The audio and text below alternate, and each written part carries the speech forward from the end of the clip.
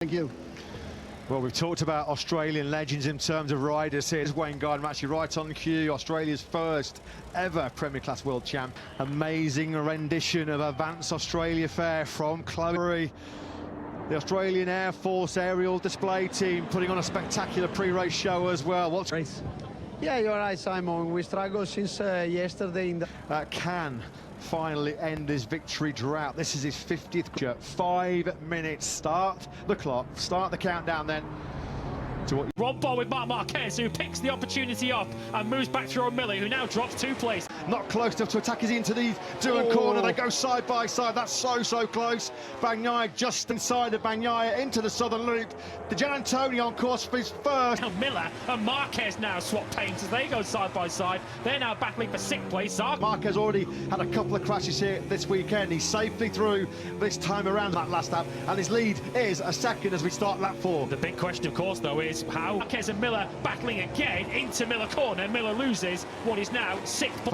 On the previous lap, he was over a second slower than Jorge Martin out front. Marquez takes 5th. And look at this. This is just stunning by Marquez, isn't it? Love him or loathe him, you have to just have... Stuck in a battle with Pol Espargaro and Alex Marquez. So Marco Bezzecchi's going to lose victory. Zarco blitzes by. Marc Marquez's Repsol is going to have the inside line for Doohan corner. 2 seconds clear of Binder. He's still comfortably in those 128s.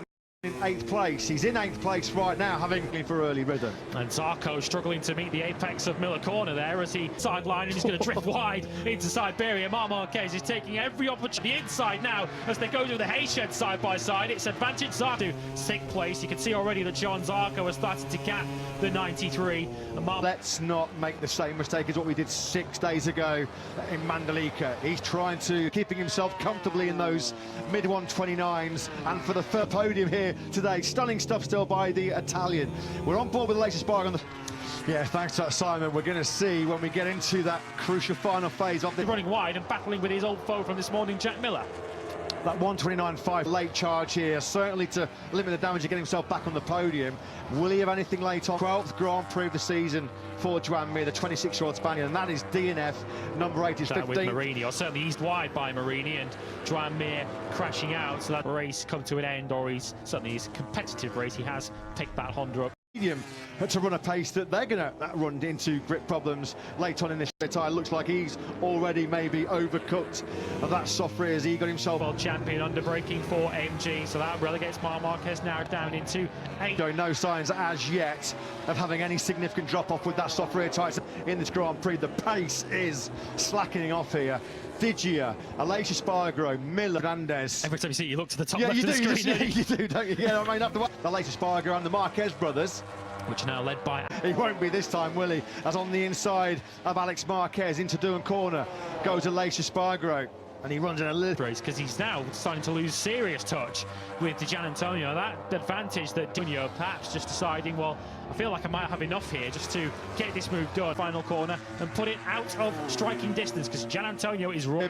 He was immediately back on the bubble there now. The Gianantonio has got a great corner. Binder's Michelin rear tyre. The Gianantonio pulls out the slipstream. They are side by side and Digia powers on through.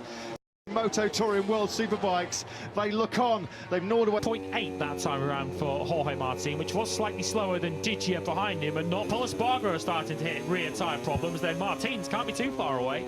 Humbly win, this man is running away with it. But we said that in Mandalika, didn't we, 6 days ago? Tyres, what a shot that is. Look at that, that's what you call a leg dangle.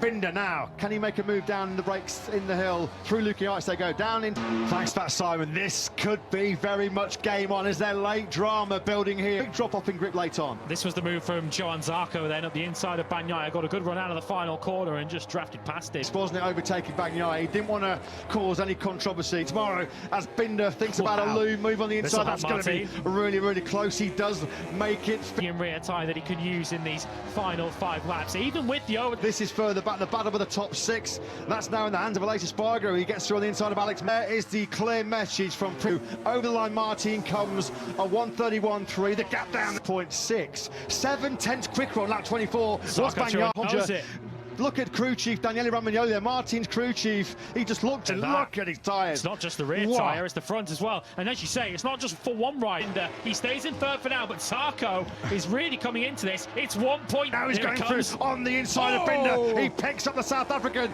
Taking advantage of that is Fabio Di Antonio. There's like acts as the perfect wingman. Bagnaia knows that. 0.4 kilometres away from the victory, although his grip completely shot to pieces. Here we go then, Martin has waited 120 Grand Prix. He surely has to go. He does on the inside. Martin might even miss the podium here. Bagnaia could be taking the victory.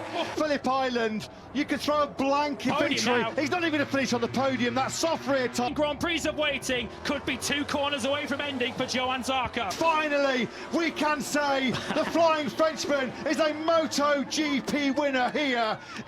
That was a showstopper, that was a heart-stopper, wasn't it? Zarco wins by 2. Fabio Di Antonio does take his first ever victory for Johann Zarco, and he did it in an astonishing race. Phillip, we're going to get the backflip. There's a huge congratulations from his... No choice on the final lap. Make no mistake about that. He had to take the move. Bagnaia suddenly thought, I can win this lap. Gian Antonio took advantage of all of this to take third.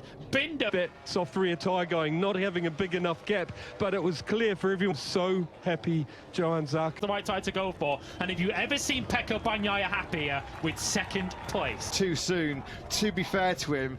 There were 324 corners in Australia.